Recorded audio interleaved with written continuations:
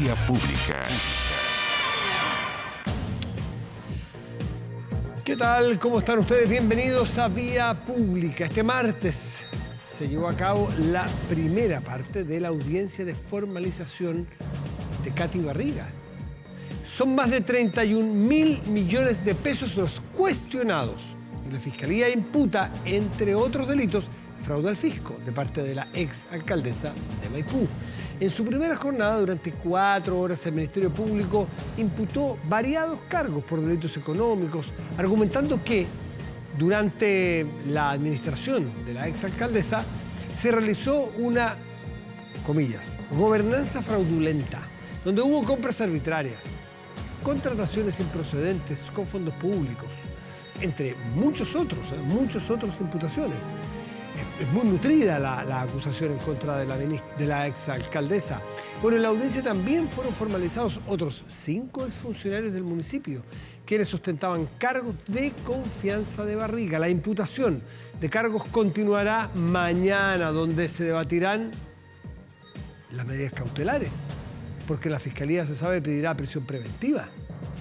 Bueno, ya sabe usted lo que significa, el símbolo que significa cuando un alcalde cae preso, ya sea de derecha o de izquierda, ya sea por vínculos con el narcotráfico, ya sea por fraude al fisco o lo que fuere. Pero es muy grave la lesión a la política que se produce allí. Bueno, en este contexto, recordemos que ha trascendido que la Fiscalía solicitará esta prisión preventiva de esta ex autoridad. Es parte de lo que vamos a conversar esta noche aquí en Vía Pública. Vamos a la mesa.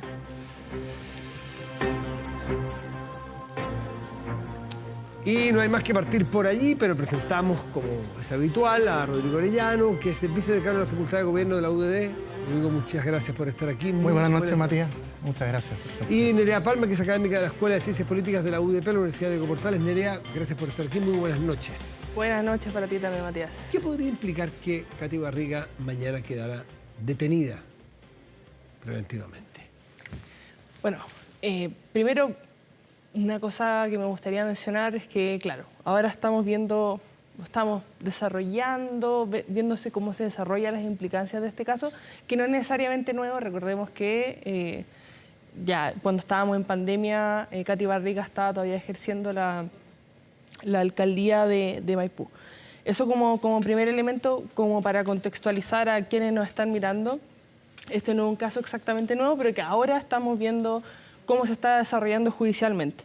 En segundo lugar, me gustaría también destacar algo súper importante, que es nuevamente, como ya lo hemos conversado con Democracia Viva, un caso muy desafortunado para el vínculo entre, en este caso, los partidos políticos y la ciudadanía en términos de confianza en las instituciones políticas clave. El daño a la política es monstruoso. Es tremendo. ¿Y qué es lo peor de todo? Lo peor de todo es que es transversal. Es decir, el Frente Amplio se vio involucrado en casos de corrupción, en el caso de Democracia Viva y otros. Dejémosle como otros porque no solamente fue Democracia Viva, habían otros casos también. Está el caso de Comunes. Está el caso de Comunes también. Está el caso Penta SQM, años atrás, 2015, 2016. Y desde entonces, más o menos 2015-2016, lo que hemos visto es diferentes sectores de la política, no solamente del oficialismo del momento, sino que también de la oposición. Vimos involucrada a la exconcertación, a la nueva mayoría, a la Alianza por Chile, lo que ahora vendría siendo en general los partidos de derecha, y ahora Frente Amplio también. En el caso de Katy Barriga, claro, justamente estaría por la oposición actual, y a mí me parece que desafortunadamente no hay muchas. Obviamente que no todos los políticos son iguales, esa generalización me parece irresponsable, pero sí me parece muy preocupante que de todos los sectores de la política tengamos algo que decir con respecto a algún partido político, con respecto a alguna coalición. Y los alcaldes, pues tenemos alcalde Aguilera, el Partido Socialista, ¿se acuerdan ustedes de San Ramón? ¿San Ramón era?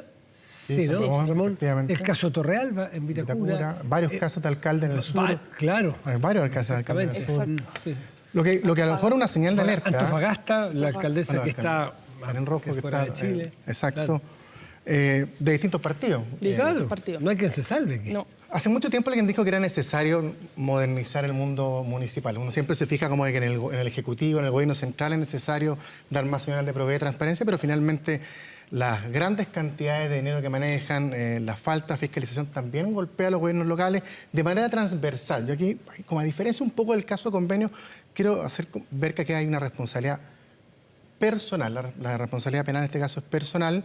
Y a mí me parece bien desde el punto de vista que la justicia haga su trabajo, María. Creo que estamos, pero es personal hasta que los partidos lo apañan.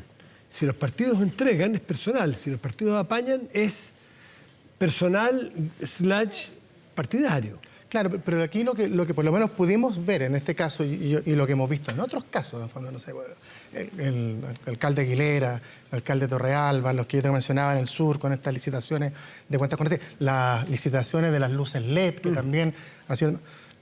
Por lo que hemos podido apreciar han sido en el fondo mal uso, malversación de fondos, pero no vinculado a los partidos como fue quizá el caso Penta, CQM. Yo creo que aquí hay una diferencia, que no hay una confabulación, sino que han sido alcaldes de distinta representación que han, en su gestión, en el fondo, realizado actos contra la probidad. Probablemente aquí, si se comprueba que lo que se acusa, aquí intentos de caudillismo o un caudillismo que intenta prolongarse en el tiempo, ganar elecciones, ser popular, casi culto a la personalidad. Claro, porque a diferencia quizás de otros casos en que tú veías traspasos a cuentas corrientes personales, aquí lo que se le acusa a la gestión de la exalcaldesa Barriga es que en el fondo transformaba las cifras para poder desviar fondos para actividades en beneficio de la imagen de ella. Que en el fondo no había transferencias. Esa es la malversación. Claro. Perdón. Y falsificación de instrumento público, porque había unas cuentas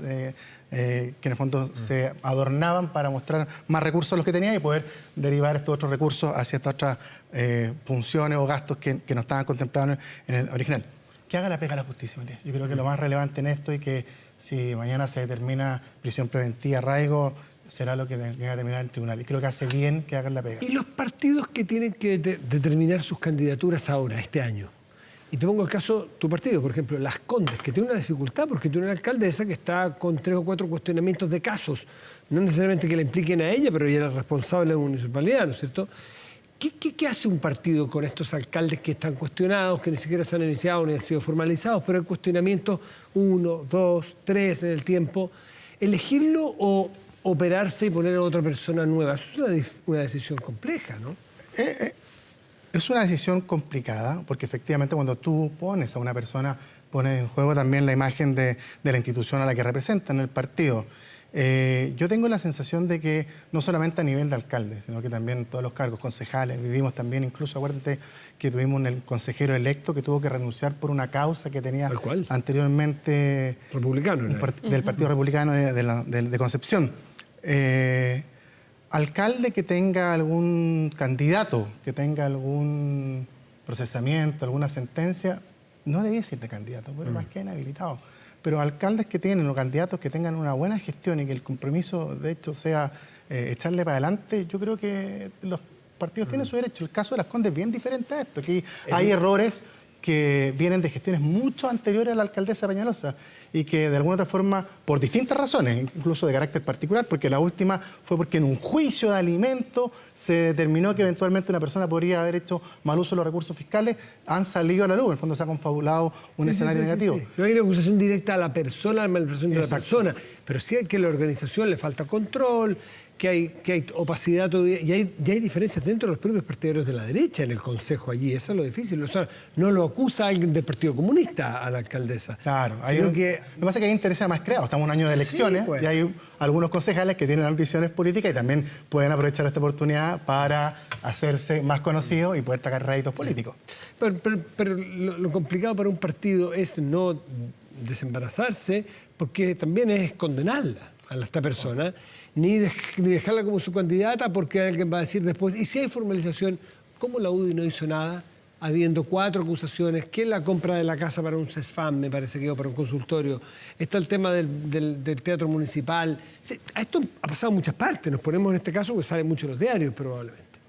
Pero en fin, esa es la importancia de la rendición de cuentas también. O sea, se supone que parte de la importancia de la democracia está en que cuando se termina un mandato, en este caso de una alcaldía, pero también lo podemos aplicar a cualquier otro caso, un presidente, por ejemplo, cuando se acaba el mandato y la ciudadanía cree que por ABC el partido o la coalición, que en este caso estaba poniendo el caso del presidente o de una alcaldía, lo ha hecho mal por diferentes razones, puede votar simplemente por la opción de que está en la vereda del frente. Se nos olvidó el caso Sierra Santiago, que es un temazo también, tremendo. Sí, ir a la reelección. Ahí se paró antes de tiempo, no se alcanzó a hacer el gasto. Las otras, así se hicieron los gastos cuestionados. Todavía hay que terminar, por favor, en cada caso, hay que terminar los procesos. Buen comité electoral. Antes de condenar a cada la gente. partido que haga bien la pega. Sí. Eso es muy importante. A propósito de hacer bien la pega, ¿está bien hecha la pega en cuanto a que el Parlamento ha debatido y ha negociado la reforma previsional, al menos en la Comisión de Trabajo, que ha logrado moverse del 6-0 al 3-2-1, ahora al 3-3? ¿Ustedes ven desde lo político un trabajo de diálogo y acercamientos? Bueno, seguramente con Rodrigo vamos a tener algún que otro reparo, algún que otro matiz en esta conversación, pero a mí me parece por lo menos que me parece una buena señal que el gobierno no siga respaldando la idea original. No necesariamente porque la idea original haya sido mala, haya sido buena, haya sido más o menos, pero era evidente que la idea original no generaba consenso y sí, la temática pensión, no solamente para este gobierno, sino que para los gobiernos anteriores, ha sido un tema crucial que no han podido resolver del todo y que, así como están las cosas, de todas formas está difícil resolver en este gobierno, pero se va a ver una suerte de luz de esperanza con que el gobierno haya cedido, al menos en que no sea 6-0, y que por lo menos sea 3-3.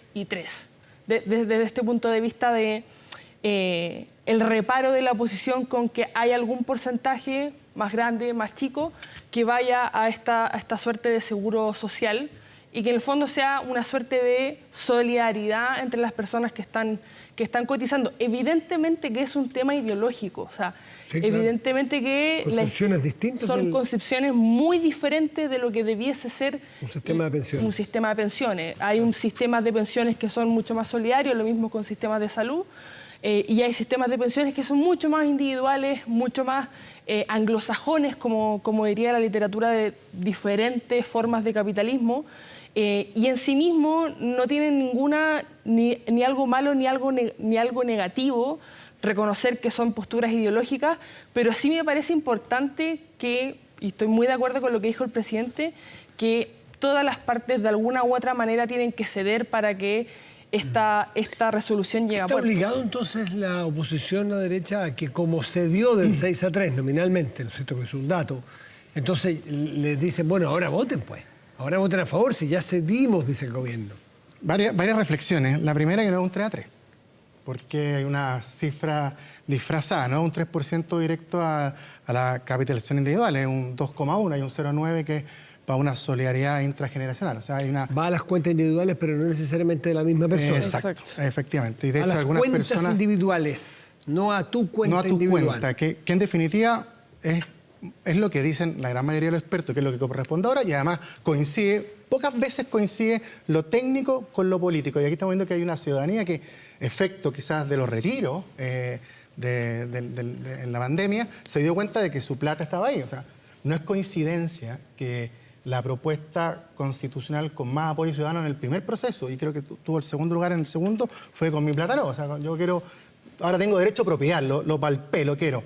Yo creo que no está obligado, Matías, porque este país está lleno de malos proyectos de ley que perjudican a los chilenos. Y la oposición no está obligada a votar por un mal proyecto, como creo que yo que es ¿Tiene costo político que la oposición por se niegue a la idea de legislar esto? Y yo creo que tiene que asumirlo, como también tiene un costo político quizás para el presidente, porque está insistiendo en una fórmula que no es del agrado de la gran mayoría de los chilenos. Si tú le preguntas a los chilenos dónde quiere poner sus recursos legítimos de su trabajo, no están en un 3,3 o, perdón, en un 2,1 versus un 3,9. Están la gran mayoría cercano al 6%. Entonces, yo partiría por ahí. Ellos insisten en una fórmula previa a la pandemia, previa a la PGU, por lo tanto... El presidente Piñera cuando fue un 3-3, la propuesta del propio presidente. Pero eso fue antes no había de PGU. la pensión garantizada universal. Entonces, han habido cambios políticos, ciudadanía empoderada que quiere sus fondos.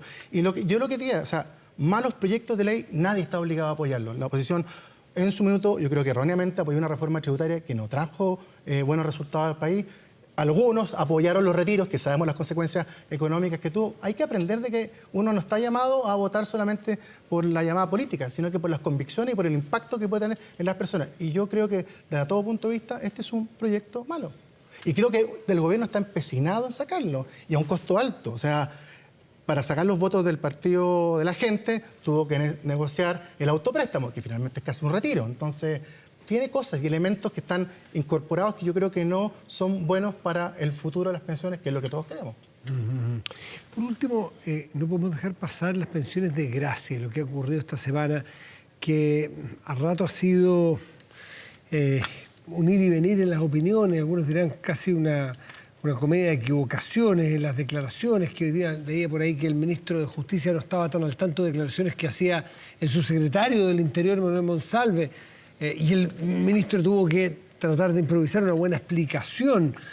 ¿Cómo se explica a un chileno o a una chilena que vive en cualquier país, en cualquier ciudad de nuestro país, que a una persona que tiene un delito a su haber, que tiene una condena por algún delito y algunos delitos graves, pueda ser beneficiado porque en algún momento recibió algún daño de parte del Estado en una manifestación, pero que sea merecedor o que sea receptor de una ayuda del Estado, además permanente en el tiempo, de en torno a 500.000 pesos, mucho más que lo que se paga una subvención escolar? Mucho más que muchos de los pensionados. Mucho más que los pensionados. Sí. Que trabajaron toda su vida. ¿Cómo se lo explica que recién esto venga a ser tema? El presidente Piñera también le tocó dar pensiones de gracia a personas que habían tenido delitos. Otros delitos, pero delitos también. O sea, esto no es nuevo. ¿Debería prohibirse? Este es un tema súper complejo desde el punto de vista de que no es una temática que sea votada democráticamente. Nosotros elegimos a los presidentes, en Chile estamos en un presidencialismo, y dentro de estas facultades que se le otorgan al presidente está justamente esta en conjunto con, por ejemplo, otras, para no desviar la atención de lo que estoy diciendo.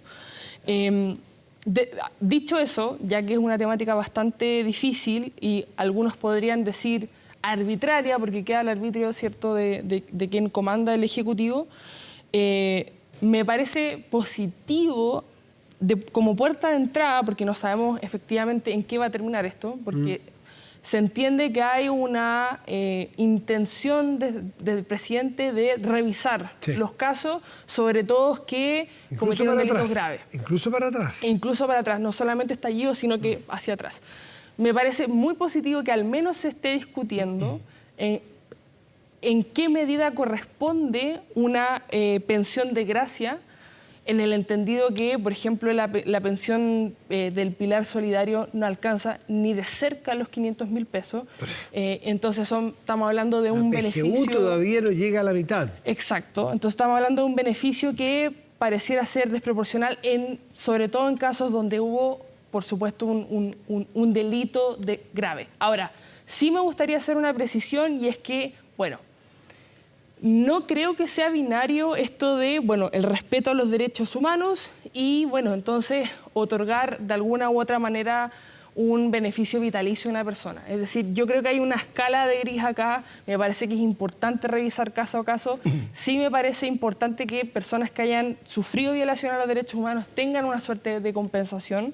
No sé si es que la compensación debiese ser una pensión vitalicia de 500.000 pesos, pero sí me parece que debiese ser una compensación. Ahora, ¿puede ser una indemnización que emane de un juicio o de un tribunal? Por ejemplo, lo que no me parece es que ese beneficio, cualquiera sea, aunque sea, digamos, un monto fijo de una sola vez, sea revisado incluso hacia atrás, si es que esa persona vuelve a cometer un delito, lo que es absolutamente inaceptable. ¿Rodrigo? Dos elementos. El primero, yo creo que al final del día, el 18 de octubre y sus consecuencias de decisiones gubernamentales por parte del presidente han sido dolores de cabeza. El retiro de las querellas, los indultos, y ahora además súmale las pensiones de gracia, yo creo que mal otorgadas. que tocan una tecla que duele mucho a la ciudadanía. Si lo que decía Matías es muy cierto, en el fondo es inexplicable que una persona que cometió un delito reciba finalmente para toda su vida más dinero que finalmente que una persona que ha trabajado honestamente toda su vida. Entonces, toca una tecla muy delicada en el momento actual. Entonces, es contradictorio al sentido común. Pero al igual que el caso que comentamos la semana pasada del lobby, yo creo que lo que ha sido más dañino en este caso han sido las actuaciones posteriores.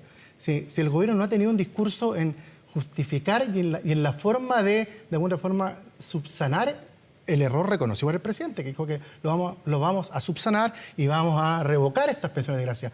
Pero la forma en que se comunica, los mecanismos, eso yo creo que hace más grave, porque de alguna forma desnuda una falta de una especie de autoridad. Hace 4 meses la ministra Toá, en la misma comisión investigadora de las pensiones de gracia, dijo que esto no se podía hacer vía administrativa. Y finalmente la doctrina Monsalve, que era la que sí señalaba, es la que se obtiene quizás los réditos y deja, yo creo que en una mirada más disminuida, la opinión que tiene el ministro Cordero, que entró justamente para salvar al gobierno en el tema de los indultos. Y que hoy, a raíz de estas pensiones de gracia, ha quedado en un nivel más bajo porque su teoría justamente administrativa quedó fuera. O sea, su teoría legal. Él señalaba que solamente por ley. Y ahora la teoría Monsalve se impuso. Entonces, esa cierta ideología del 18 de octubre y sus consecuencias y las explicaciones posteriores, yo creo que han enredado mucho al gobierno esta semana. Rodrigo Orellano Nerea Palma, vicedecano de la Facultad de Gobierno de la UDD y académica de la Escuela de Ciencias Políticas de la UDP. Gracias a ambos por estar aquí. Muchas gracias. Muy bien. Aumenta la delincuencia, no grave robos a víteros con Tepillé, la empresa líder en seguridad preventiva con monitoreos de cámaras de seguridad y audio disuasivo en tiempo real. Tepillé protege 24/7 su empresa y también su hogar. No sea usted la próxima víctima y contrátelos en tepillé.cl. Hacemos una pausa y volvemos. Espérenos.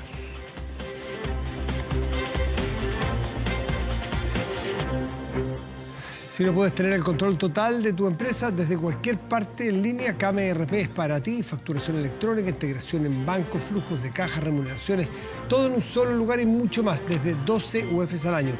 Mire, toda la información está en kame.cl o en comercial@kame.cl. Igual que anoche, tenemos autor de libros recién estrenados y eso siempre es un privilegio, tener a los autores.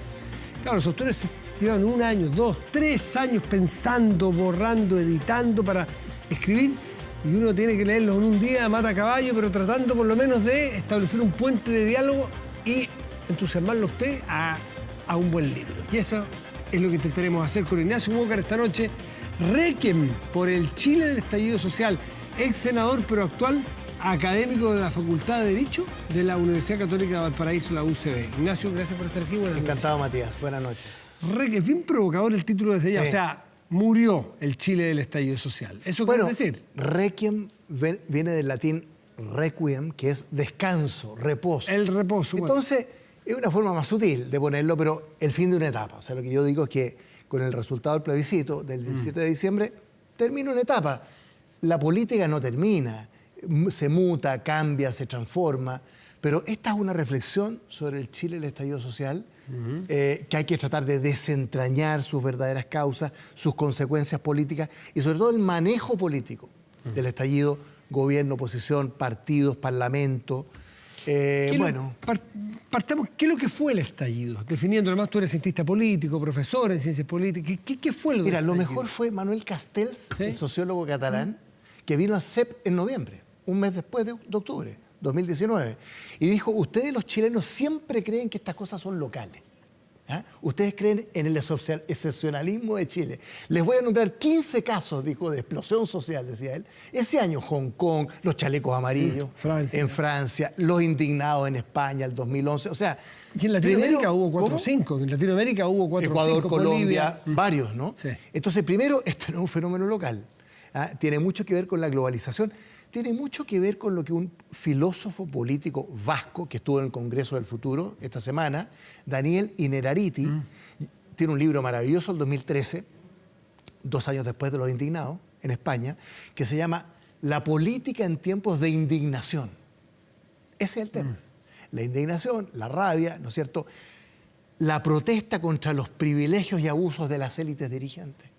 ¿No? empresariales, políticas, la brecha entre la política y la gente. Bueno, pero mi tesis es que en el fondo, el estallido social y los estallidos sociales en el mundo, pero hablando de Chile, es la manifestación de las tensiones y contradicciones de un acelerado proceso de crecimiento, modernización y desarrollo como el que hemos tenido en estos 30 años. Esto es puro Samuel Huntington, 1968, o sea, no hay nada muy peculiar. Entonces, este estallido, a tu juicio, tiene más que ver con dolores de crecimiento que con dolores de pobreza o con dolores de subdesarrollo. Sí, así es. Y junto con eso... O sea, alguien podría decir, ustedes lo que tenían es un problema, pero un problema feliz. Claro. Y hay otros problemas que tienen Haití. Exacto. Tienen Porque nos iba bien. O Argentina, que es un país que es rico, claro, que no puede darle de comer a sus hijos. Exacto. Porque Chile creció, se modernizó, se desarrolló. Entonces, eso crea muchas tensiones, Matías. ¿Ah? Bueno, y segundo, junto con eso, la brecha entre las instituciones políticas y los procesos económicos y sociales. Hubo un rezago, ¿no?, de las instituciones para tratar de ¿qué? De canalizar, ¿no es cierto?, estas ansias de reforma y, por supuesto, las desigualdades en plural, no solo económicos sociales, de género, territoriales, etcétera. Ahora, Chile se fue anquilosando en sus instituciones.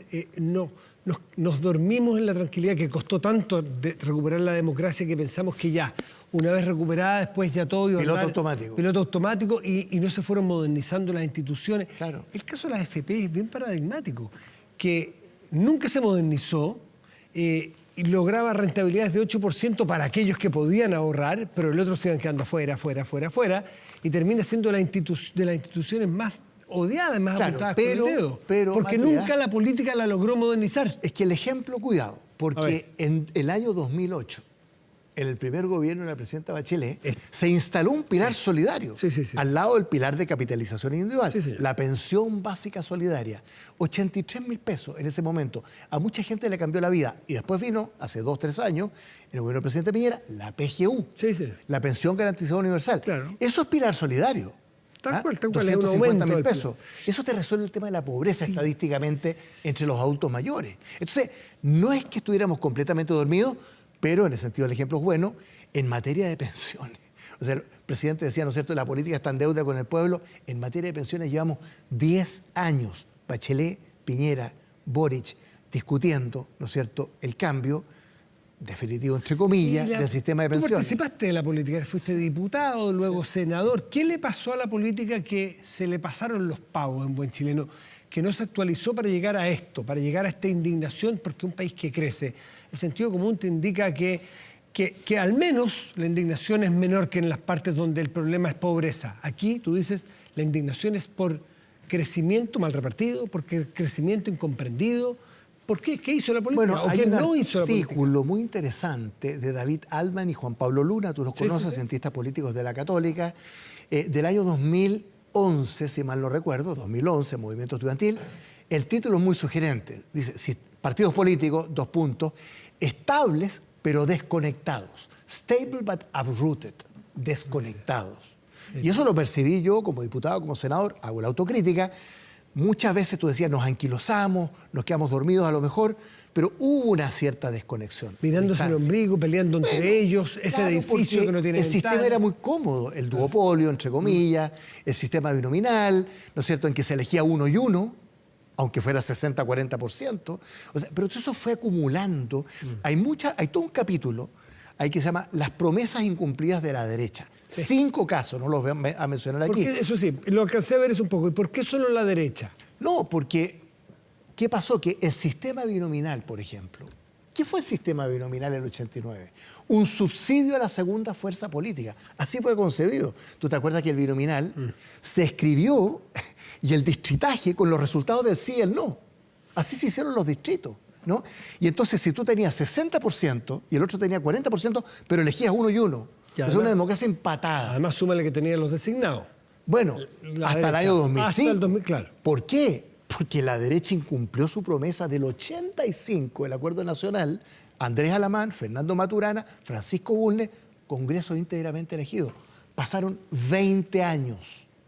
para tener un Congreso íntegramente elegido. Y suma y sigue. Pero mira, Ya, más que apuntar con el dedo sí. a la derecha, a la izquierda, al gobierno, a la oposición, hay una reflexión como de país en un contexto internacional, porque estos fenómenos no son propios ni locales de Chile. Eso Ese es, lo el que intento. eso es lo que se invocó en el 18 de octubre, pero ahora veamos la segunda temporada de esta serie. 18 de octubre en adelante, el comportamiento de un gobierno y el comportamiento de una oposición o de la izquierda.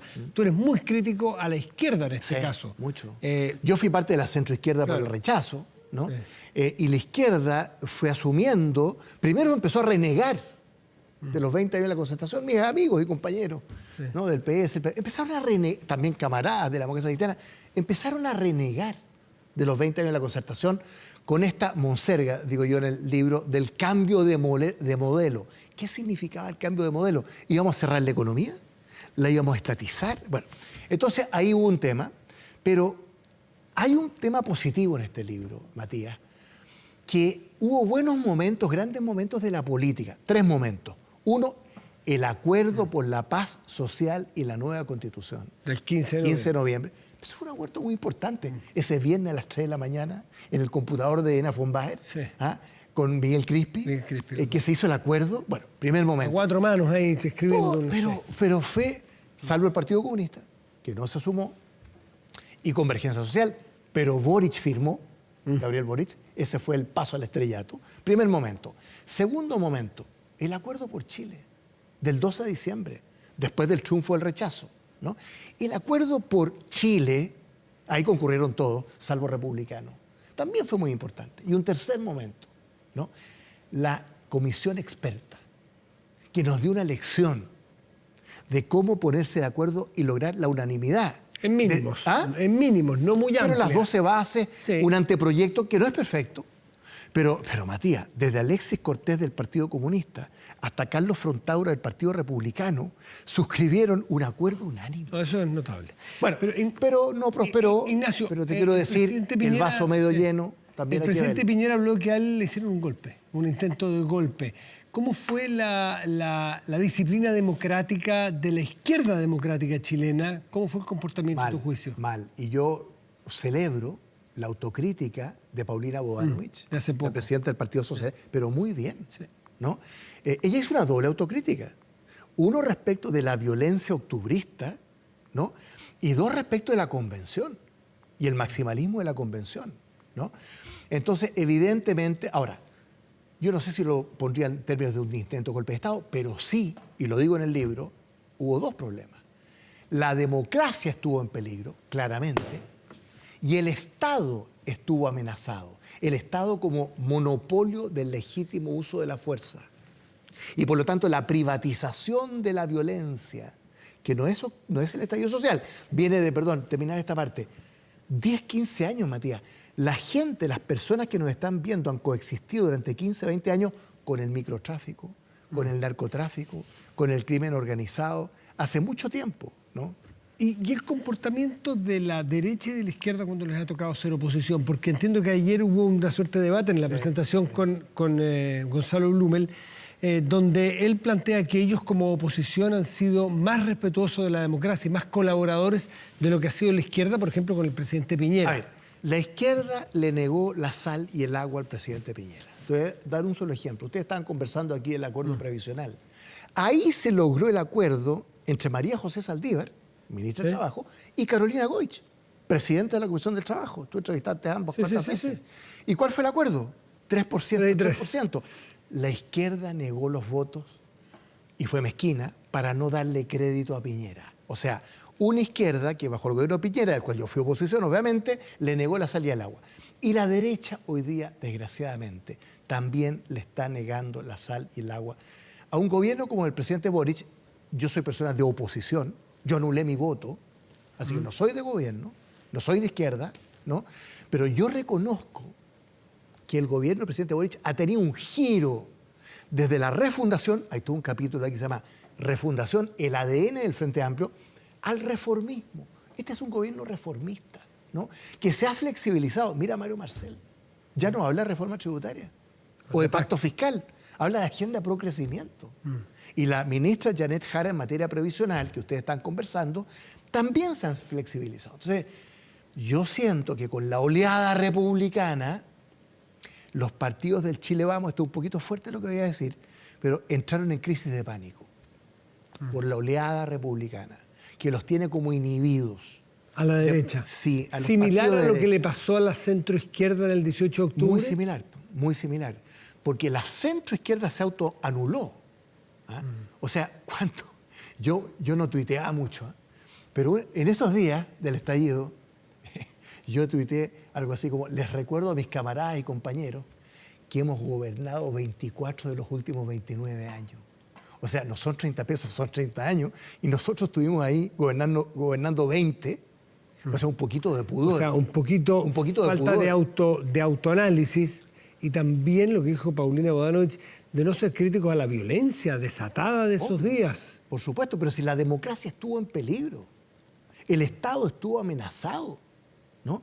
Entonces, el rechazo como cuestión de principio, ¿no es cierto?, a la violencia era lo que se esperaba de los partidos políticos. Y la izquierda ahí tuvo un muy mal momento, de mucha debilidad. Hay que decirlo, bueno, yo lo explico. ¿Y tú sientes que la derecha de hoy, lo que los republicanos le llaman la derechita cobarde, actuó de manera cobarde, de manera No, pulsional? yo no empleo esos términos. No es despectivo la derechita cobarde, pero ¿sientes que ha bajado un poco la cabeza, pasado a llevar por los republicanos? Yo creo que los partidos de Chile Vamos no se la pudieron con republicanos en el Consejo. Bueno, Eso es lo que no ocurrió. tenían los votos tampoco. Bueno, republicano tenía 22, pero los partidos de Chile Vamos tenían 11.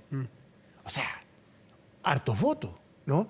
Y ellos pudieron haber hecho un esfuerzo, ¿de qué? De tomar el anteproyecto unánime de la comisión experta y tratar de buscar un acuerdo. Ignacio Walker, requiem para el Chile del estallido social, descanso, requiem, muerte. Reposo. Entonces, ¿cuál es el capítulo 2? ¿Cuál es la segunda parte de este libro? Alguien dirá, ya, ok, ¿de qué nada terminó este ciclo? Bueno, ¿qué viene ahora en Chile? Algo muy importante. Porque lo digo ahí, y es cierto, la vía institucional logró imponerse sobre la vía insurreccional. Bien, sí, lo leí. pero, como yo recordaba anoche en la presentación del libro, que a propósito, Carolina Toá y Gonzalo Blumel estuvieron espectaculares, de un nivel muy notable, ¿no?